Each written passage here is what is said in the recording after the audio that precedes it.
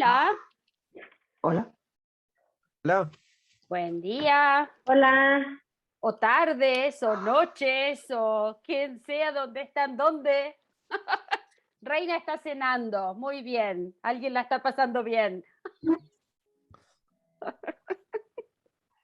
Me alegro. Muy bien, ¿cómo les Hola, va? hola. Hola, hola.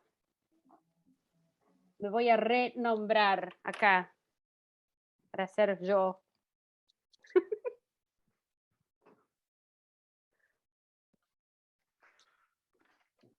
Muy bien. Bueno, ¿cómo les va? ¿Son felices? Sí, ¡Qué suerte! Hola, Daniel, tanto tiempo. sí, ¿cómo has estado? Bien, bien, gracias. Bueno, chicos, no sé quiénes van a estar. Carolina acaba de mandar el WhatsApp se pone activo, ¿vieron? ¿Están todos anotados en el WhatsApp? Yo no. Ok, entonces tenés que mandarle tu número a Margarita. Y entonces, porque ella es la jefa del WhatsApp del Diplomado 3. Así que ahí queda grabado. Estoy segura que Clara y Pedro te pueden dar el email. Yo en este instante nunca me acuerdo si es M Irasusta o Margarita Irasusta. En fin. Bueno, el propósito del cara a cara, ¿quién tiene los micrófonos prendidos que están hablando con otra gente? Hola. El propósito de los cara a cara es un poco para vernos las caras y que vayan haciendo preguntas, inquietudes. A ver, Mabel dice algo, para poner grupo. Mabel, ¿qué email para el grupo? me refiero a lo que acabas de comentar sobre el grupo de WhatsApp, que pongan si pueden poner por aquí el email de la persona que es administradora del grupo, Ok, espera un porque no minuto. estoy. Ok. Tengo que ir a buscarlo y te lo pongo. Gracias. Me disculpo por la cámara en el día de hoy. No te preocupes. Tengo que quitarme esta mierda. Es M. Irasusta, Brief Therapy Center.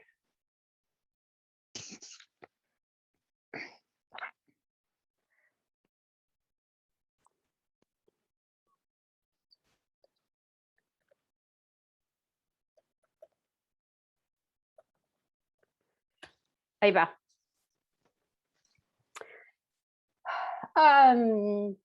Bueno, el asunto es un poquito que vayan hablando de inquietudes, preguntas. Este ha sido el módulo un poco más teórico, dado por Pedro, que es un genio, y que se ha leído todo lo que hay bajo el sol acerca de todo y además se lo acuerda. Yo no sé cómo hace este hombre. Siempre me impresiona mucho. Recién tuvimos una pregunta por el grupo de WhatsApp de una chica en Chile que está haciendo una tesis y necesitaba una cita de algo y entonces dijo, necesito que la cita sea exacta porque es para una tesis, o sea que tiene... Y yo contesté enseguida, Pedro, y Pedro, ni corto ni perezoso, contestó con la cita exacta, el año, todo, pero que también estaba acá o también estaba allá, es muy impresionante el Pedro. ¿Qué dudas, qué preguntas hay? ¿Qué aprendieron de nuevo? Yo cuanto más vieja me pongo, más batesoniana me pongo. De hecho, a la vejez viruela, acabo de comprarme esto, que es el libro gordo de Petete, Steps to an Ecology of Mind, que a pesar de hacer 40 años que trabajo en el MRI, nunca lo he leído, pero ahora me dio vergüenza porque estoy como parte del directorio del Bateson Idea Group, que tiene a Nora Bateson, tiene a la nieta de van y la llaman la nieta de Bateson y Margaret Mead y toda esta gente, y yo no he leído Steps to an Ecology of Mind, entonces me avergonzar, pero todo el mundo estos han leído todo, y no, ok, bueno, voy a empezar. Más vale tarde que nunca. Pero bueno, ¿qué preguntas hay?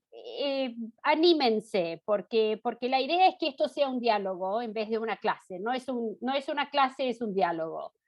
Así que, ¿qué aprendieron? ¿Qué curiosidades les da? ¿Qué dolores de cabeza tienen ya cuando les estamos diciendo cosas como que, bueno, que la realidad un poco nos la inventamos nosotros, que nos toca a nosotros como interventores, como creadores, entender, ver la realidad del otro para poder maniobrar de una manera de una manera tal que se pueda reestructurar la realidad y por lo tanto hacer que el problema por el que nos vienen a ver con un poco de suerte no sea tan problemático de alguna manera, ¿no? Pero esto va bastante en contra de las cosas que nos enseñaron en la universidad, ¿no?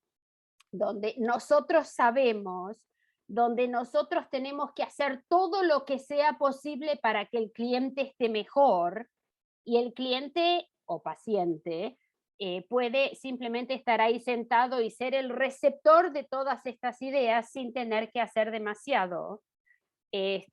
Justamente estamos haciendo un entrenamiento con un condado acá que ofrece servicios de salud mental y las chicas más jovencitas están diciendo, o sea que yo no tengo que hacer todo eso todo el tiempo yo sola.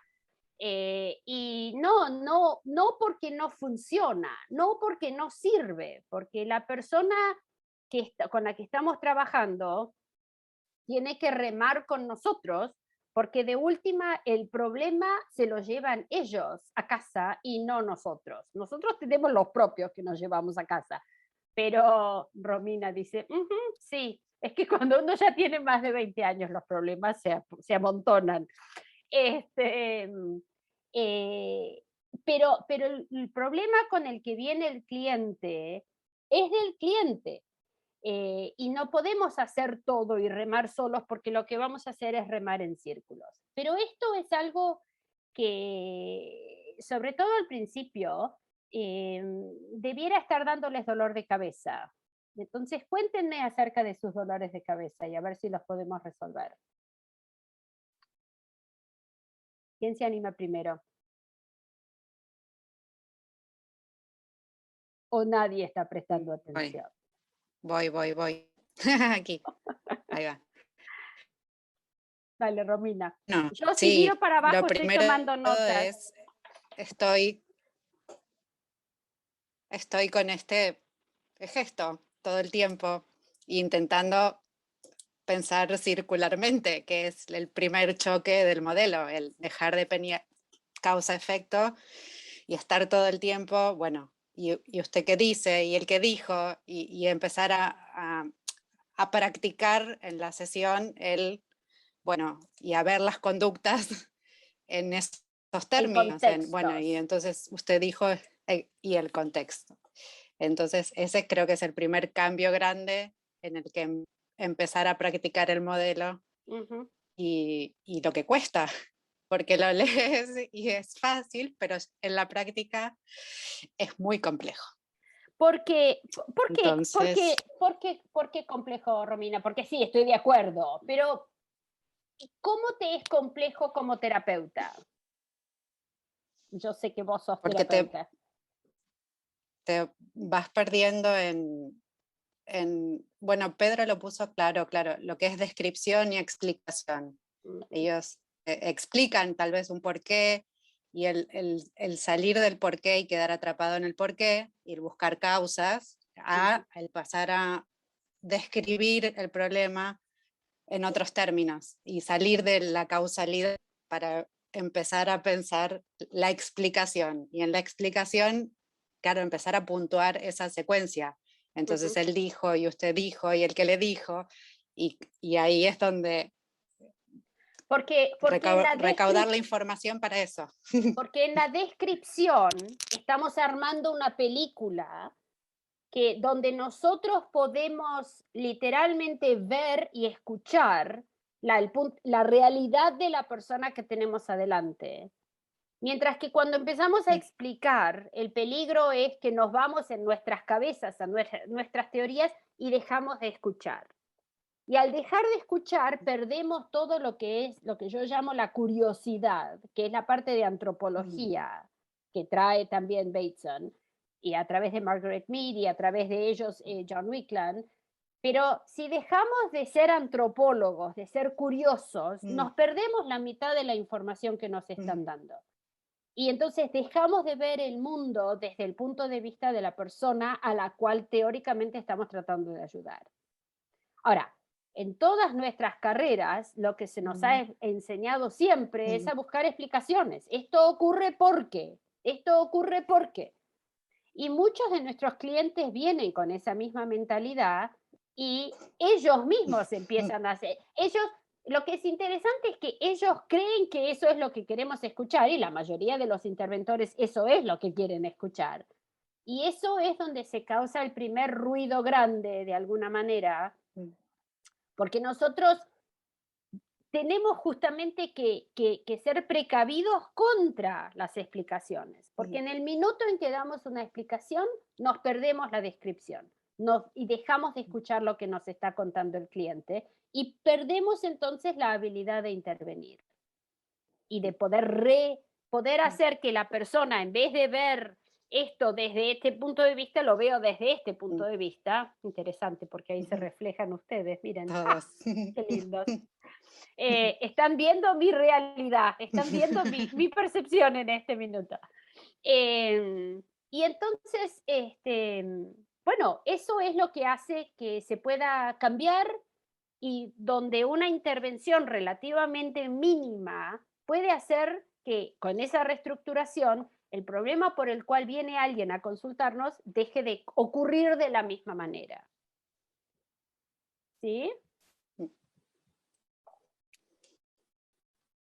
Sí. Cuéntenos. Me pasa que cuando vienen con esto, entonces no seré bipolar, entonces esto es dependencia emocional, entonces esto es, y ya es como, bueno, ya saben lo que y ya es la explicación. Claro. Y Ahora, cuesta traerlos a la explicación. Esto te pasa por ser argentina, Romina, porque los argentinos somos los peores para hacer esto, los peores. Porque como sabemos todo y además tenemos largo lineaje de psicoanalistas en nuestro haber, esta cuestión de las etiquetas además lo tenemos, es casi como viene con la leche materna o algo así, no sé. Esto de que el taxista haga interpretaciones y de diagnósticos es de terror, de terror. Pero, desgraciadamente, con un cliente que venga con ese punto de vista, con ese punto de vista, tenemos que hablar ese lenguaje. Entonces, sí, es posible que seas bipolar, porque cuando vos decís esto y ella contesta esto y vos contestás esto, entonces la apariencia es. Entonces, no me voy a pelear inmediatamente a decirle, no sos bipolar, eso es de otro modelo. Yo lo de que es de otro modelo lo voy a decir 400 veces en este grupo. Pero no se le puede necesariamente decir al cliente, sí, no, eso, pero empezar de a poquitito, primero usando las palabras, pero usándolo en términos de descripciones de las acciones, y para eso volvemos a que lo de las descripciones es más útil que las explicaciones, y entonces a partir de usar un lenguaje común, eventualmente vamos a poder desviarnos a empezar a crear una realidad diferente, dentro de la cual, con un poco de suerte, el problema por el cual nos vienen a ver se da un poco menos, ¿no? ¿Cómo se da esto? ¿Cómo ayuda esto en ustedes? Hay varias acá que son mediadoras. ¿Cómo ayuda esto? Hola, Ferran. Acabas de entrar en mi pantalla abajo de todo. Hola, buenas tardes. Hola. Este, estoy yo preocupada por... Hay uno de ustedes que está en Canarias y me pregunto cómo lo está tratando el volcán. Estaba pensando, pero no me acuerdo y no me dio para preguntar. Mediadoras, ¿no tenemos a nadie hoy? ¿Mediadoras chilenas? Bueno, porque en mediación, los mediadores saben esto de las descripciones mejor que los psicólogos, porque no se pierden tanto en explicaciones, porque necesitan escuchar lo que está diciendo uno, lo que está diciendo otro, y entonces en ese sentido yo una vez tuve una charla interesante con, ay, ¿cómo se llama? Lo de los nombres, chicos, una vez que uno tiene más de 25 años se van. Una mediadora argentina que trabaja mucho en Chile, en fin, que también estuvo en el MRI, y ella insiste muy así fervientemente que la mediación nunca es terapia. Y entonces la explicación, digamos, que yo daba era que depende de qué terapia estamos hablando, porque cuando uno se enfoca en descripciones y tratar de construir algo en común, que es lo que hacemos nosotros desde el modelo de terapia de resolución de problemas, entonces no importa si se llama mediación o si se llama intervención en sistemas, o si se llama terapia, o si se llama reencuadre, o musicalmente estamos creando una variación sobre un tema dado. Los nombres son en algún minuto menos importantes que lo que en realidad estamos haciendo cuando estamos hablando con la otra persona. ¿Sí? No sé si con eso Bueno, ¿qué otra pregunta u observación o, como digo, dolor de cabeza? Hola, Karin. Hola. Hola a todo el grupo. Bueno, para mí ha sido como entrar en contacto otra vez con el enfoque después de muchos años de haber sido formada en sistémico.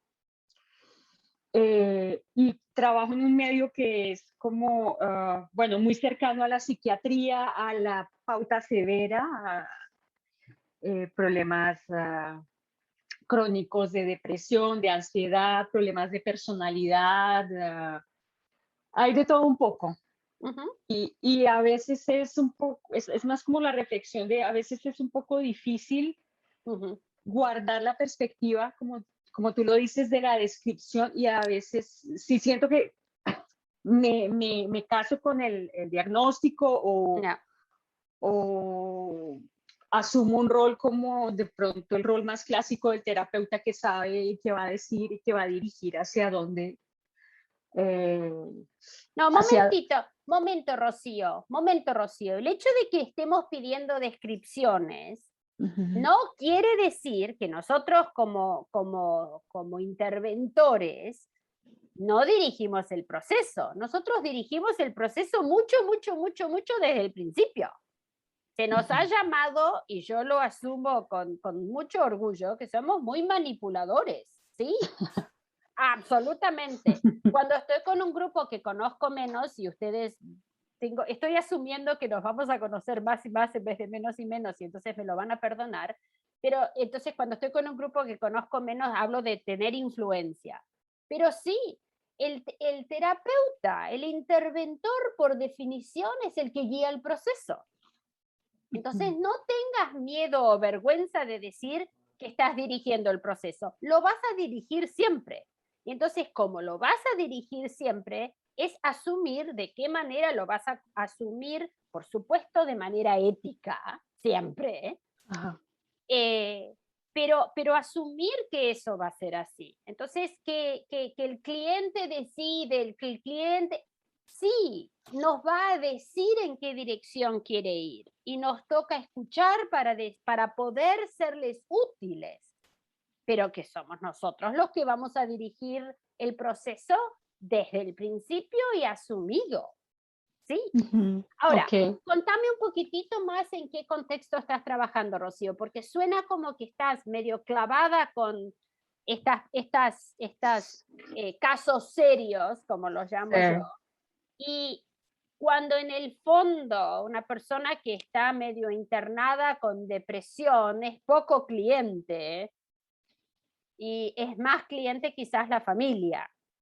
Ah, ¿Cuánto sí. acceso tenés a la gente que realmente la está pasando mal? No estoy diciendo que el deprimido, el que tiene problema de personalidad, el bipolar, toda esta gente, no estoy diciendo que esta gente no lo pase mal, por Dios, no estoy diciendo eso. Pero hay alguien que lo está pasando peor, que los puso ahí para que alguien los ayude, sacándolos del sistema, que es el problema típico con los trastornos alimentarios. Todos los programas más famosos que existen, donde se saca en general la anoréctica y se la mete en un hospital y se le hace un tratamiento, en cuanto esa anoréctica vuelve al sistema familiar, vuelve a perder el peso, vuelve a controlar, nada funciona, porque el contexto, el medio en el cual eso ocurre no ha cambiado. Entonces, Exacto. en ese minuto, entonces, ¿quién está? Sí, la anoréctica la está pasando bien, no, por supuesto que no. Pero peor la está pasando la mamá que la ve morirse, o el marido, o el hermano, o alguien que sonó la alarma para llevarla y que esté en el hospital. Entonces, ¿cuánto acceso, Rocío, tenés vos a esa gente que te puede ayudar a mover las cosas dentro del contexto? Es un poco complicado. Yo trabajo en salud mental en Canadá, estoy en Montreal, y trabajamos terapia individual. Generalmente son referencias de médicos o las personas vienen ellas mismas, pero es Pero más es un sistema, no están internados. no están internados. Okay, Pero me causa gracia porque tenés una mezcla de acento francés y venezolano. Sonás como yo, que ya no hablo nada bien. Muy divertido, perdón. No podía no comentarlo. Ok. Entonces trabajo con ellos, pero trabajo, es muchas, como clientela crónica, ¿no? Es gente que viene, es como la puerta giratoria un poco. A vos te va a venir muy bien la clase de Laura Serrat, porque ella trabaja exactamente en el mismo sistema en Girona. Ok. En una especie de hospital de día. Ahora, lo que tenés que hacer, ¿cuánto acceso potencialmente tenés a otra gente dentro de ese sistema? Yo puedo convocar, o sea, pero no puede ser algo que sea como la regla. O sea, realmente está como muy establecido, que es un seguimiento individual. Y es algo que pasa mucho acá, que la terapia individual, si es terapia familiar, es más el trabajador social, o sea, está como todo muy reglamentado, muy puesto en cajitas. Sí. Eso pasa en muchos de estos sistemas. Ahora, claro, y además, a diferencia a diferencia del sistema en Estados Unidos, corregime si me equivoco, pero esta gente que viene, que está súper deprimida o que está con bipolar o no sé qué cosa, recibe asistencia del Estado. Sí. Entonces no hay ningún incentivo para mejorarse. ¿Para qué?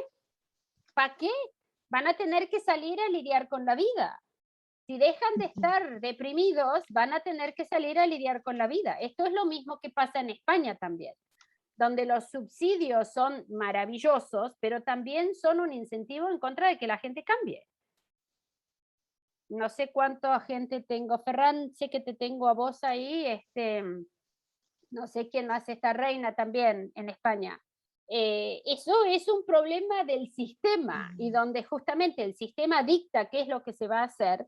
Y ahí, Rocío, lo que tenés que intentar hacer si querés hacer esto de manera diferente es empezar a challenge, empezar a desafiar de alguna manera a que los clientes estos que te vean empiecen a trabajar por sí mismos y un poco a dejar de ser vos tan activa y ofrecer cosas, porque estoy segura que tenés un montón de clientes que hacen esto.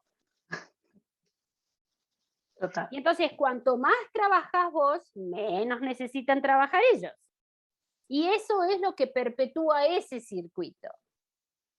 Entonces, tener la valentía, siempre me confundo, porque hablar de coraje para los mexicanos es hablar de enojo. Entonces, siempre me obligo a decir, pero coraje en Argentina es coraje. Pero tener la valentía, Rocío, de empezar a decir, ¿para qué te vas a mejorar? La estás pasando muy mal, entiendo, pero si mejoraras las cosas serían mucho más complicadas. Dejarías de recibir los subsidios, tendrías que llevarte bien con fulano, mengano o sultano, tendrías que afrontar la vida, y bueno, sospecho que eso es lo que te trajo a donde estás ahora. Pero ¿en qué te puedo ayudar? Porque que yo siga ofreciendo cosas para que vos digas, yes, but, muchas gracias, pero no gracias, me desgasta a mí y a vos no te trae nada. Y después de eso, aguantarte un silencio largo. Eso va a causar un terremoto, te lo prometo. Ok. Pero el beneficio de eso es que si bien al principio te va a costar horrores hacerlo, vas a generar movimiento. No es casualidad que todos los libros que han salido del Brief Therapy Center tienen que ver con cambio. El primero es cambio, tácticas del cambio, cambiando lo incambiable, el lenguaje del cambio. No es casualidad.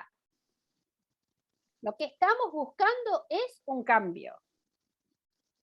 Y entonces te prometo que si empezás a poner las cosas en esos términos, vas a generar un cambio. Al principio no les va a gustar demasiado, pero por lo menos vos no te rompiste toda para que las cosas queden igual. Ok, tiene sentido. Claro, y eventualmente hay una persona significativa dentro de ese sistema. Te prometo que es más cliente que la persona deprimida que está obligada a venir a verte una vez por semana o una vez por mes. Y entonces no te sugiero necesariamente que hagas esto con todos tus clientes al mismo tiempo, pero si elegís uno o dos y empezás a sacudir las cosas, vas a ver cómo los pedazos caen en otros lugares y ahí vas a poder reorganizar y crear una realidad nueva. Como parte de eso, estoy segura que vos sabés en cada caso a quién le duele más la situación de que la persona que está viéndote esté viéndote y por qué te está viendo. Ya será un hijo, o será una pareja, o un padre, o no sé quién. Pero hay alguien en ese sistema que quiere que las cosas cambien. Empezá a hurgar y a encontrar esa persona y en la medida de lo posible, trabajar con esa persona. La otra cosa es cuando vos decís hablar de terapia individual, no quiere decir que no se puede pensar en sistemas. Porque cuando, como Romina decía, empezás a decir, bueno, y cuando vos dijiste esto, la otra persona que contestó, ¿y vos qué le contestaste? Traes todos estos otros fantasmas a la sesión y dejas de hacer terapia individual a pesar de que estés trabajando con una persona solamente. Tiene que ver con lo que tenés vos en tu cabeza y cómo armás eso en cada encuentro con la persona con la que estás trabajando. Okay. ¿Tiene sentido? Sí, tiene sentido, gracias. No. Pero sí, te animo mucho a que digas, no cambies. Tenés mucho que perder. Claro, es que es verdad. Esto es una de las cosas que justamente trabajamos mucho con Laura. Cuando hago supervisiones vas a ver, ella trabaja en el mismo sistema. Pero se puede traer porque además a esta gente seguramente alguien los trae a sesión. A muchos, a la mayoría. Está, claro. Entonces, en cuanto los traes y decís, le pedís a tu cliente que espere afuera un ratito y te encontrás individualmente con la persona que la está pasando peor. Por ejemplo. Okay. ¿Sí? Así Sí. que ahí son ejemplos ya de cómo vas manejando esto, que quiere decir que la terapia individual puede nunca ser individual, porque siempre la persona es parte de un sistema. ¿Sí? Okay. Jacqueline, te veo hacer así. ¿Algo que agregar o que decir o no? Estás calladita. No, porque sí, que lo mismo que tú dices, Karin, es parte del sistema, porque el ser humano no está solo, está inmerso en un mundo, en un sistema, en una familia, en una sociedad. O sea, hay que ver, lo veo así como desde el todo, desde parte de eso. Pero nosotros como interventores tenemos que acordarnos de eso. Sí, porque a veces se le va a uno el tiempo centrado solo en la persona. Exactamente. Y es verdad lo que tú dices, eso uno tiene que ser consciente y acordarse de eso siempre. Y cuanto más lo haces, más automático se convierte. Eso les puedo prometer. Hago pocas promesas, pero eso se las puedo prometer, que vale la pena la inversión de tiempo en cambiarnos a nosotros desde esa perspectiva lineal y unidireccional a la perspectiva circular, que era el gesto que hacía Romina, que me está imitando a mí porque yo estoy así siempre. Eso es lo que hace que para mí sea tan difícil escribir. Hablando de escribir, me olvidé, acaba de salir el libro. Ustedes en España lo pueden ir a comprar el 5 de octubre. A ver, tengo acá una foto. Se llama...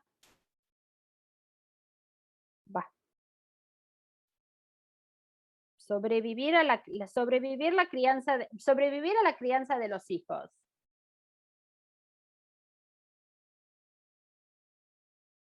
Me causa gracia, porque a todo el mundo que les he contado que existe esto en inglés, dice, sí, por favor, ¿cómo hago? Sobrevivir la crianza de los hijos no es fácil.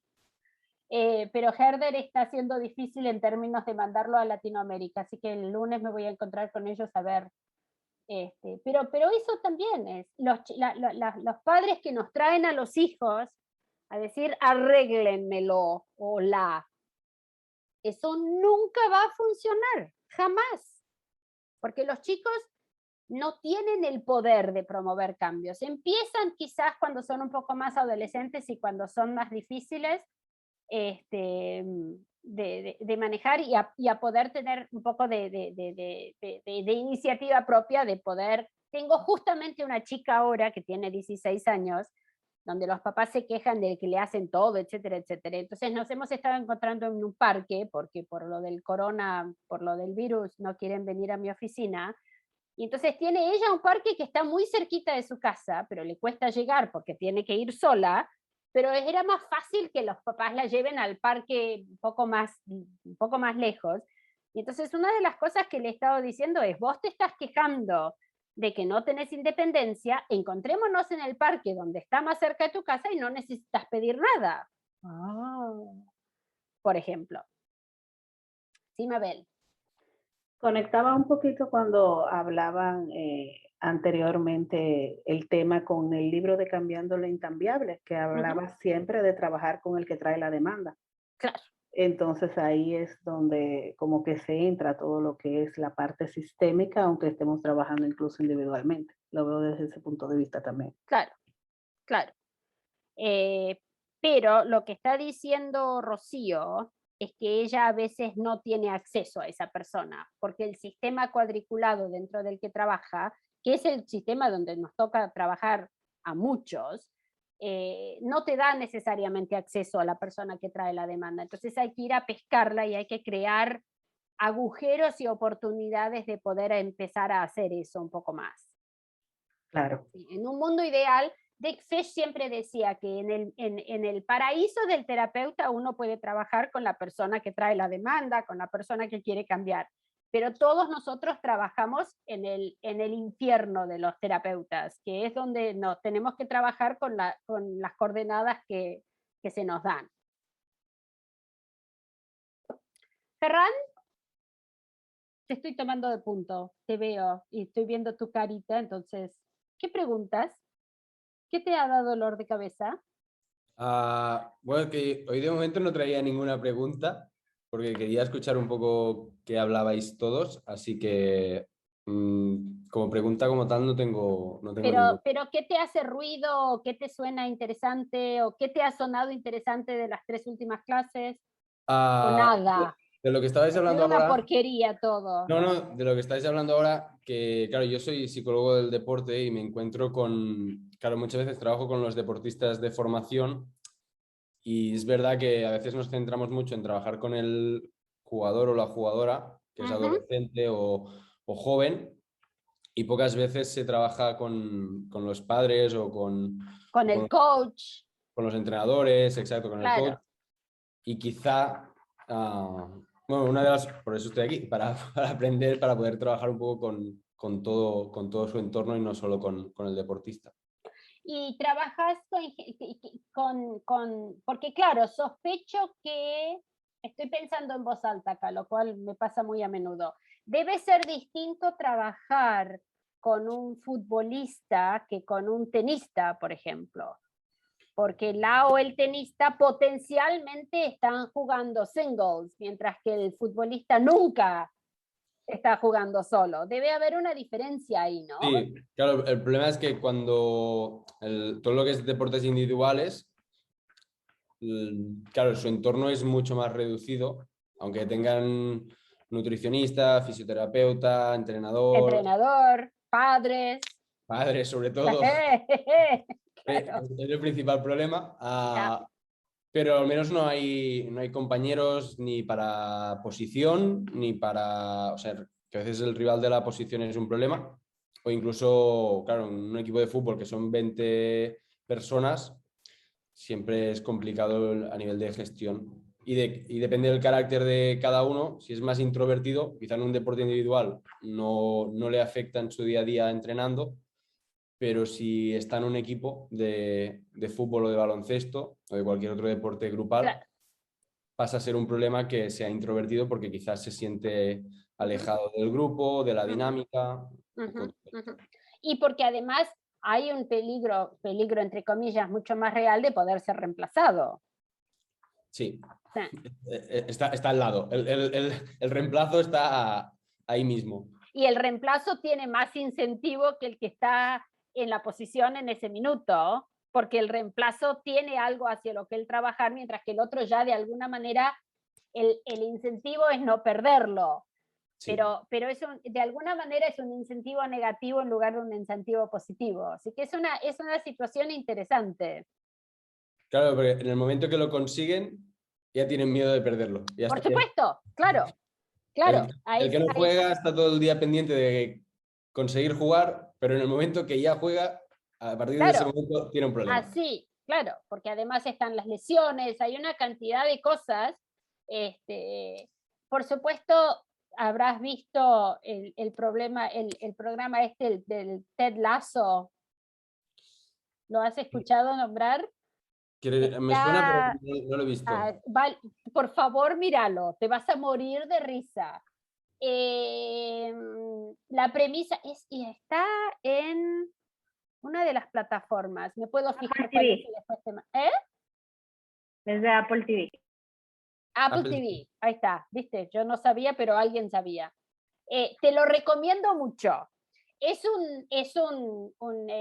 La premisa es los dueños de un equipo de fútbol en España, no, en Inglaterra, se están divorciando.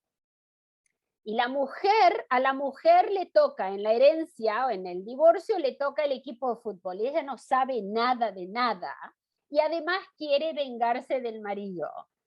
Entonces, contrata a este tío que era de Estados Unidos, que era entrenador de otra cosa, con la misión expresa de que falle. y las historias que salen a partir de ahí. Es muy divertido. Pero ahí es donde se ve justamente toda esta cuestión de, claro, en cuanto reciben la posesión, y esto es solamente en el fútbol, estos son solo futbolistas, pero sospecho que los tenistas son un problema, como decís, yo creo que la diferencia entre un deporte individual y un deporte de equipo tiene que marcar mucho lo que está. Ahora, sospecho que, sobre todo si estás trabajando con adolescentes, trabajar con los padres debe ser crucial. Sí, sobre todo los más pequeños te plantean el problema y vale, el problema son los padres. El 90% de las veces el problema viene por parte de los padres. ¿Y cómo lo gestionas eso, Ferran? Bueno, normalmente en consultas siempre una parte la hago con los padres solos, una parte con el jugador y una parte común, que están todos. ¿Y eso lo haces dependiendo de qué? ¿Con qué criterio te encontrás? ¿Con uno, con los dos o con el jugador? Depende del caso y de la edad del jugador. Si es menos de 12 años, siempre trabajo con todas las partes. ¿Menos de 12? ¿A quién tenés menos de 12 que sea un jugador que te los traen? A unos cuantos. Sí, sí. ¿Qué están jugando? A fútbol. Ah, claro, porque están en estas escuelas. Sí. Porque cada equipo tiene su escuela y entonces ahí se empiezan a generar problemas ya desde chicos. Claro, es que aquí en Barcelona o en España hay bastante competitividad desde muy pequeños. Ya. Y para fichar por canteras de fútbol de primera división. Entonces, claro, que a partir de los 12 años empiezan a ganar dinero los chicos, si están en Barcelona o en Gerona o en Valencia o Madrid, ganan dinero. A los 12 años. Sí, a partir de la categoría infantil de segundo año cadete, quizás 200 euros, pero se va multiplicando cada año que avanzan. Y eso es un problema, porque los padres lo ven como negocio. Has logrado dejarme muda, Ferran, lo cual no es fácil. Ya, es complicado. Yo no sabía eso, no sabía que ganaban dinero. Solo los equipos más punteros. Pero claro, todos los que juegan contra ellos, los padres ponen una presión para intentar que su hijo lo consiga. Por supuesto. Wow.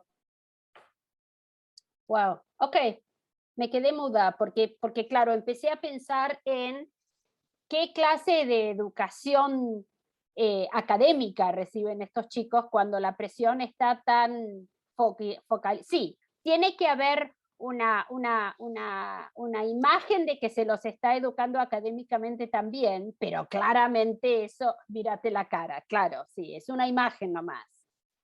Sí, no es lo que más, sí que les preocupa, pero algunos más y a otros menos. Claro, y el problema con eso es que si no lo logran, además quedaron burros y no pueden hacer otra cosa. Perdón por ser tan bestia, ¿no? Pero Sandra se ríe.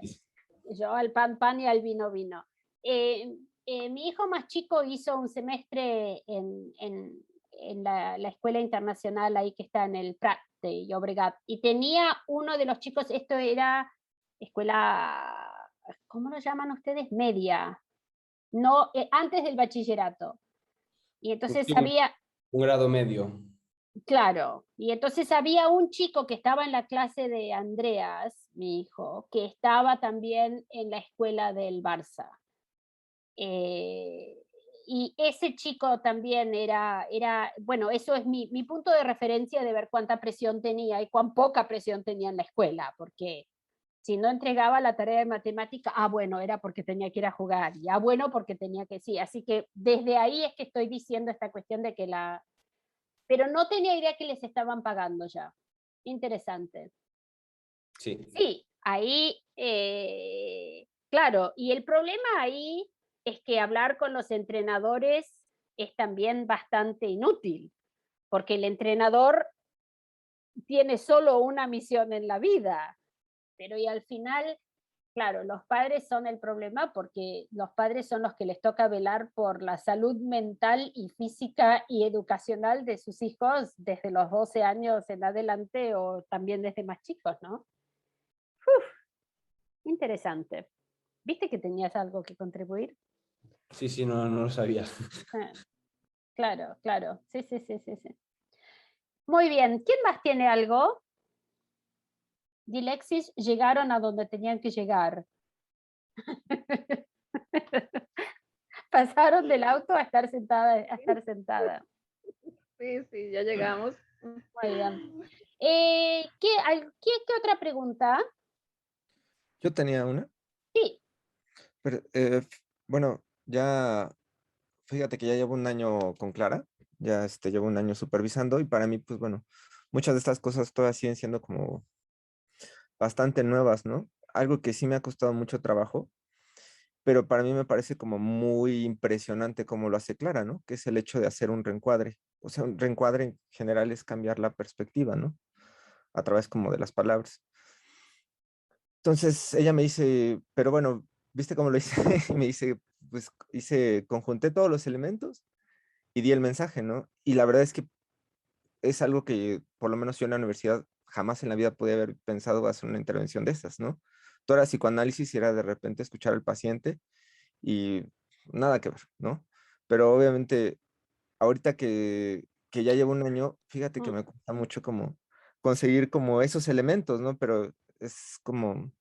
Es que sí, lo que pasa, déjame interrumpirte, Daniel. Cuando vos hablas de escuchar al paciente en psicoanálisis y lo que nosotros decimos escuchar al cliente, son dos mundos diferentes.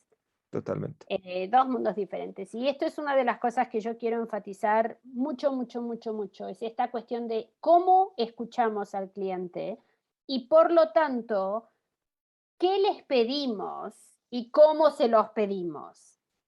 Porque eso es, vuelvo a lo que decía Romina, empezó con esta cuestión de la descripción y la explicación. El psicoanálisis inmediatamente entra en explicaciones. Esto ocurrió porque, entonces la palabra porque en nuestro esquema y nuestra lectura de la realidad casi no existe. Hablamos de cómo, hablamos de dónde, hablamos de, sobre todo de cómo, pero casi no hablamos de por qué, porque no nos sirve hablando de por qué. Porque las explicaciones nos ciegan y hacen que dejemos de escuchar en esa escucha antropológica, casi, de este ser humano que tengo adelante, ¿quién es? ¿Cómo funciona? ¿Qué es lo que hace que las cosas le hagan clic?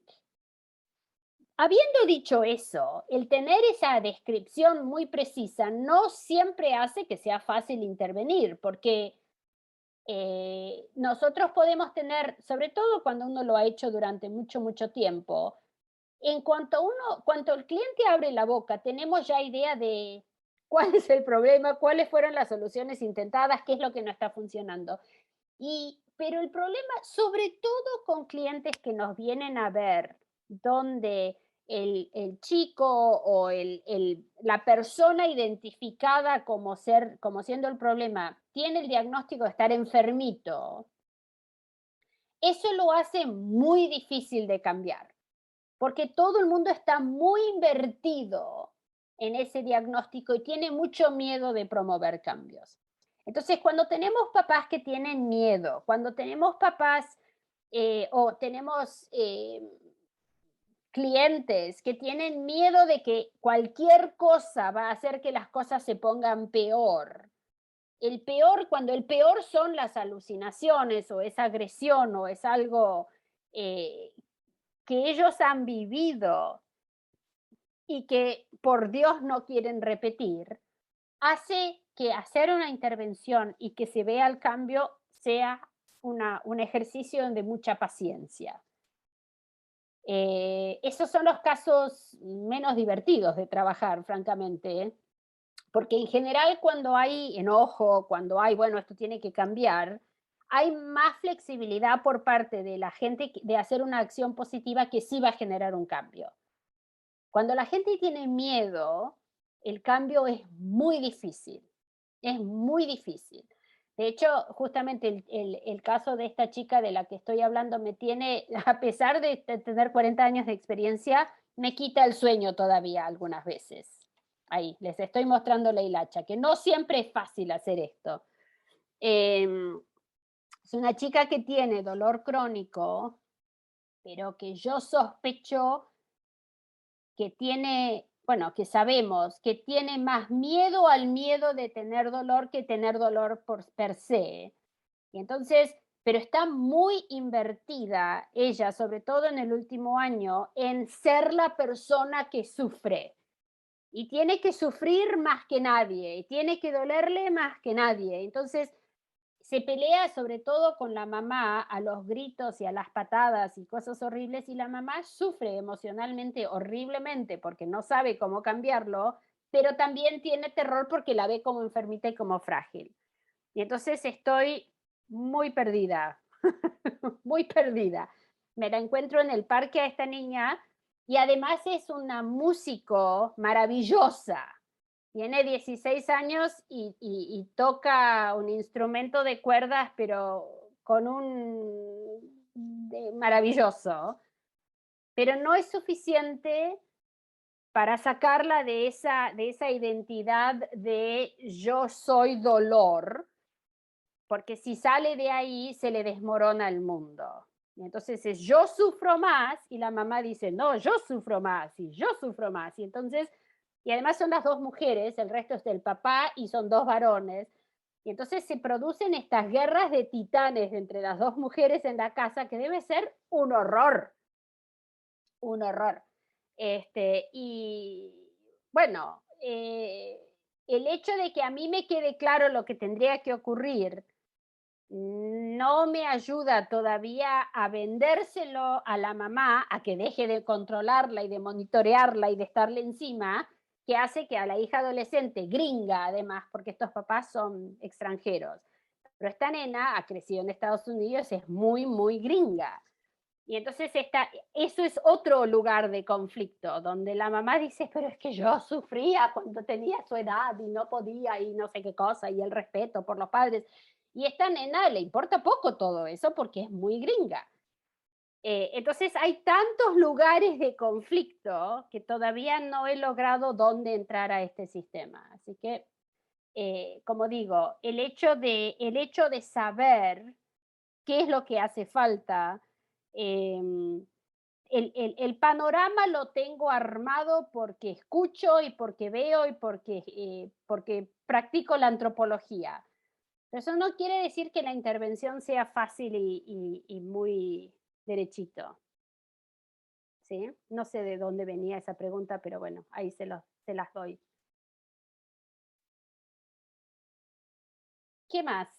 ¿Alguien ha escuchado algo interesante o no? ¿Es aburridísimo esto? Vamos a empezar la clase que viene ya con la cosa un poco más concreta de cómo escuchar para el problema, en fin. Empezamos ahora con la cosa así súper, súper concreta. ¿Qué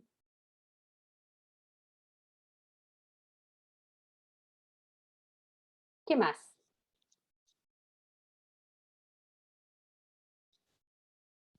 Nadie está Bueno, yo escuchando. les comparto, bueno, hola a ti, hola a todos. Yo trabajo en dos contextos distintos, ¿no? En la mañana trabajo en un colegio y he estado en colegio desde que me gradué de la licenciatura. En las tardes en mi consulta privada.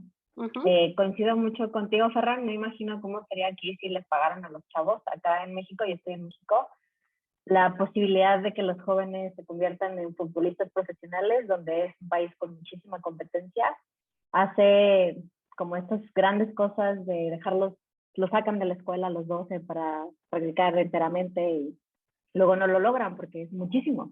Y en el fútbol mexicano hay muchísimo extranjero jugando, entonces es menos todavía. No imagino ese contexto en el que tú te desarrollas y se me revuelve el estómago un poco, como de la angustia de todo esto que pueda suceder.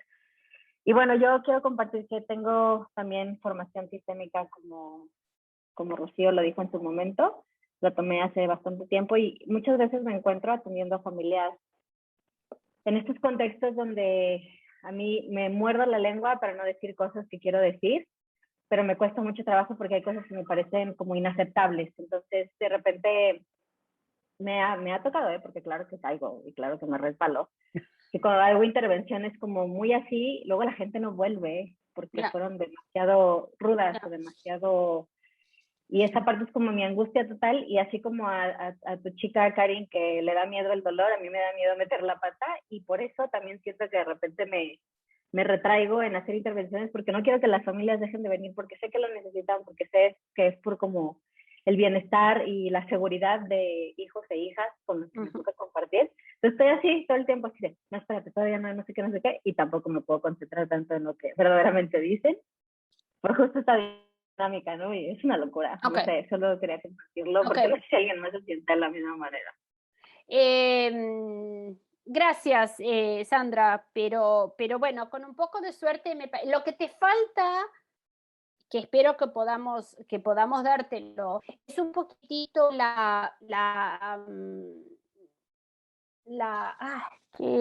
¿cuál es la palabra? La estructura, la mampostería para ir llegando a la intervención, pero de a poquito. Eso es lo que te falta y que creo que te lo vamos a dar. Porque si no te tomas el tiempo de ver cuál es la posición, de tomar el tiempo de con quién estás hablando, de tomarte el tiempo de qué es lo que está pasando, eso es lo que va a pasar. O puedes tener la mejor intervención del mundo, pero si no te tomaste el tiempo de preparar el terreno para poner la plantita y de darle agua y de ponerle fertilizante y de prepararlo, la plantita no va a crecer. Entonces, si la metodología, si se quiere, a eso estoy llamando la estructura, del saber cuándo hacer qué, estar lista a decir, sí, me equivoqué. Esto es una cosa que con este modelo yo me he puesto la experta, esa es la posición one down, de los empujé demasiado, fue demasiado rápido, tómense su tiempo. De ahí un poco es donde yo le decía a Rocío que puede decir a estas clientes, ¿para qué vas a cambiar? ¿No? Es un poco eso, ¿sí? Así que bueno, eso con un poco de suerte, Sandra, vamos a canalizar tu miedo en que sepas hacerlo de manera eficaz. Vladimir, veo que tenés la manito levantada y yo hoy tengo que terminar como literalmente en 1 minuto, así que, ¿qué pregunta tenés rapidito?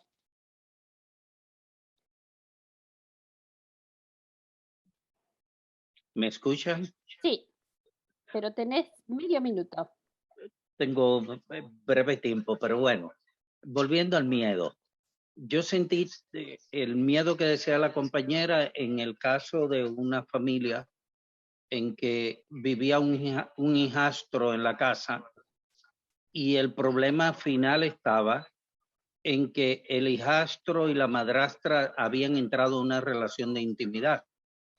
Entonces el esposo sentía que había perdido el valor dentro del rol del sistema y se sentía anulado, pero no sabía por qué. Entonces, ¿cómo? El miedo vino, ¿cómo decirle a esta mujer?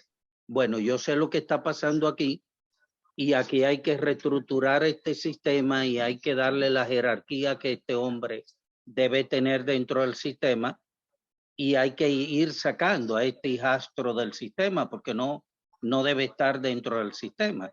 Entonces, a veces tenemos casos que nos llevan a ese miedo. Por supuesto, claro. Sí, no, si trabajamos, esto es una de las cosas que yo siempre digo, como interventores trabajamos muy duro.